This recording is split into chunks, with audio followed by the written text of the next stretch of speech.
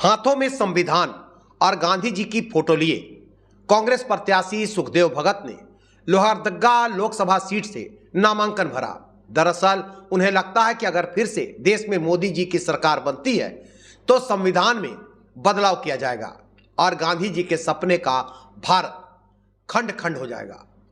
बड़े हुजूम के साथ लोहरदगा लोकसभा सीट से नामांकन पत्र दाखिल करने पहुंचे कांग्रेस के पूर्व व झारखंड प्रदेश अध्यक्ष सुखदेव भगत ने कहा कि प्रधानमंत्री परिधानमंत्री बनकर रह गए हैं, जो हर कार्यक्रमों में अलग अलग कपड़े बदलते रहते हैं। उन्होंने इस सीट से निर्दलीय प्रत्याशी के रूप में चुनाव लड़ रहे जेएमएम विधायक चमरा लिंडा के द्वारा सुखदेव भगत पर की गई टिप्पणी पर अपनी प्रतिक्रिया व्यक्त करते हुए कहा कि चमरा लिंडा अभी राजनीतिक में परिपक्व नहीं है, अभी वे नादान है, वे छोटे भाई हैं, इसलिए उन्हें माफ कर दिया जाए। लेकिन आवेश में आकर उन्होंने जो कदम उठाया है इसका लाभ आरएसएस भाजपा को मिल सकता है। एक सवाल के जवाब में उन्होंने कहा कि उनका मुकाबला किसी से नहीं है और वे चुनाव जीत रहे हैं। लेकिन दुखद पहलू यह है कि उनके नामांकन के दौरान कांग्रेस के जिला अध्यक्ष नजर नहीं आए। बहरहाल सुखदेव भगत का यह दावा कितना मजबूत होता है यह तो आने वाला वक्त ही बतलाएगा कि इनकी बातों में कितना दम है। कुबला से प्रमोद दास की रिपोर्ट। ये प्रधानमंत्री है, आपने देखा होगा कि एक दिन में 5 से 6 ये कपड़े बदलते हैं। देश के युवा क्या कर रहे हैं इसके बारे में चिंता नहीं है। और कहीं न कहीं मैं जहां से आता हूं ये रिजर्व सीट है और रिजर्व सीट में आदिवासी की सीट है, तो आदिवासी अस्मिता की बात है, आदिवासी रिलीजियस आइडेंटिटी की बात है। अगर हम अपने धार्मिक पहचान की लड़ाई लड़ते हैं, अगर हम ये कहते हैं कि सरना धर्म कोड हमें देना होगा, तो जो अन्य कॉलम थे इसे भी ये बंद कर दिए हैं।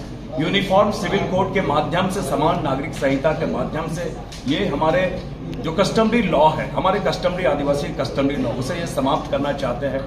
जल जंगल जमीन हमारा ये कोई खोखला नारा नहीं है। जल जंगल जमीन की हम बात करते हैं, हमारी कमिटमेंट है, हमारी प्रतिबद्धता है।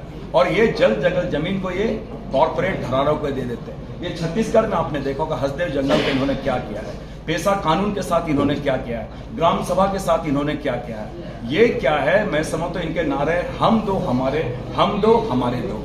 अमित शाह जी सीनियर विधायक है और मैं समझता हूं मेरे छोटे भाई हैं, मैंने उन्हें माफ किया। वो नादानी में मैं समझता आवेश में आके कोई निर्णय ले रहे हैं और जो उनका जो ये निर्णय है कहीं न कहीं आरएसएस और भारतीय जनता पार्टी को फायदा पहुंचाने का काम कर रहा है। और हमारा जो संघर्ष है, हमारे आदिवासी अस्मिता के बारे है, आदिवासी आइडेंटिटी के बारे है, लोकतंत्र बचाने के, संविधान बचाने की जो लड़ाई है, उस लड़ाई का उन्हें सहयोगी बनना चाहिए। क्योंकि हेमंत सोरेन जी को जिस प्रकार प्रताड़ित करके जेल में डाला गया है, ये चमरा लिंडा जी का यह कदम ऐसा लगता है कि वो भी उनके साथ हो गए जिन्होंने हेमंत सोरेन को, एक आदिवासी मुख्यमंत्री को, 29 राज्यों में मुख्यमंत्री है जिसे जेल में डाला गया, उनके वो सहयोगी बन रहे। इसलिए मैंने कहा वो हमारे छोटे भाई है, मैं उन्हें माफ किया और ईश्वर से मैं यही उम्मीद करता हूं उन्हें कम से कम ये विवेक दे और वो अपना निर्णय अपना समझे कि आज संघर्ष के जब समय आ गया है तो संघर्ष के साथ चले, ना कि किसी और के वो पाए।